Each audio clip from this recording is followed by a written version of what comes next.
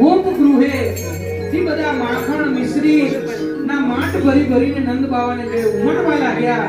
નંદ ઘેર આનંદ ભયો છે, નંદ ઘેર લાલન ભયો છે. વ્રજવાસીઓની એ ઉત્કંઠા એ આજે પૂરી થઈ છે. બધાની એકાદશીના વ્રતનું પુણ્ય આજે પડ્યું છે અને ભગવાન સ્વયં એ વ્રજની અંદર આજે પ્રાગટ્ય થયા. તો નંદ મહોત્સવની સર્વે વૈષ્ણવોને બધાઈ હો.